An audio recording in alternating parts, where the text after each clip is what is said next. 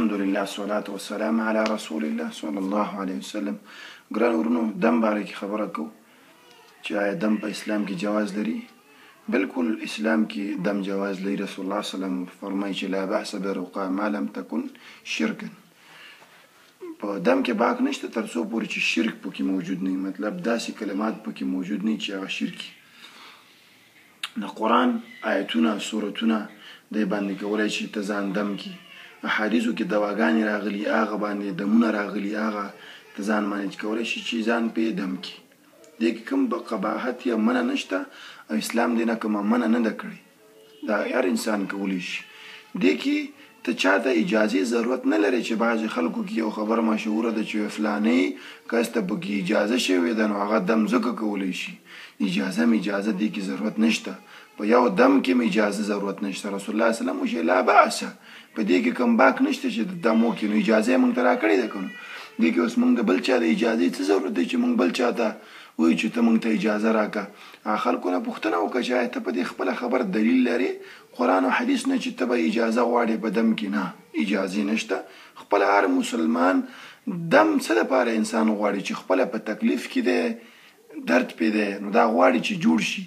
نو دا جوړول چې خپله وکړي ښه دی، که بل ته یې وایي چې ته ما جوړ کړه، خپله چې الله ته وژاړي دی دا دوا یا د دې دم کې به ډېر زیات اثري.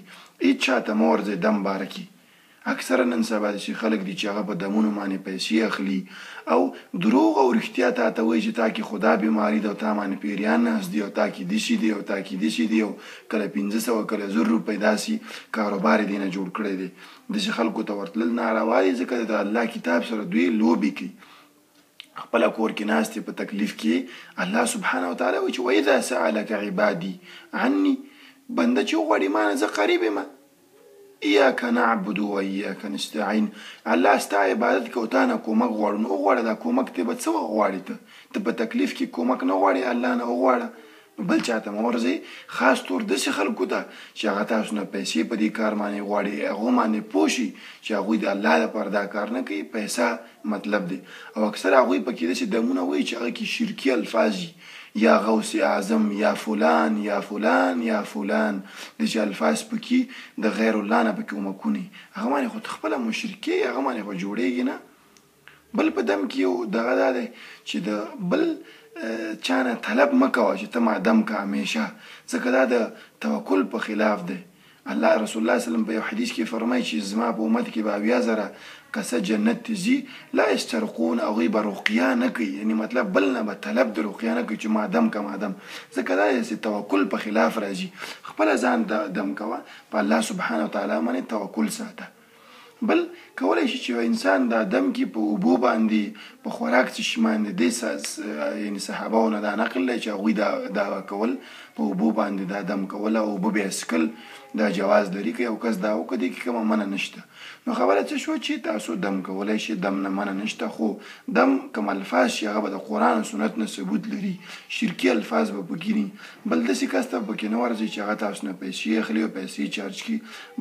بل چا نه همیشه طلب مه کوئ، خپله دم کوئ، خپله ځان دم کوئ، دې کې به تاسو ته یعنې فایده ډېرې.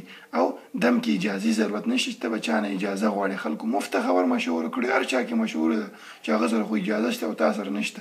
ته کوم ځای کې ده تا ته چا اجازه درکړې؟ رسول الله صلی الله علیه وسلم درکړې ده، هغوی ویلي چې اجازې به غواړي. دا خو میډیکل سرټیفیکیټ نه دی چې غواړې به. موږ ټول د الله بندګان یو. الله سبحانه وتعالی په نزد چې دی مقبول انسان هغه دی چې ان اکرمکم عند الله اتقاکم، تقوا چې د چا ډېري. نو زه چې تقوادار شم هر څه زه خپله کولی شم، الله نه سوالونه هر څه کولی شم، بل ته ضرورت نشته. امید لرم چې سره په دې خبرو خلاص شي او دم کوئ، خو خلکو نه طلب مه کوئ او پیسې پې مه ورکوئ. السلام علیکم ورحمة الله.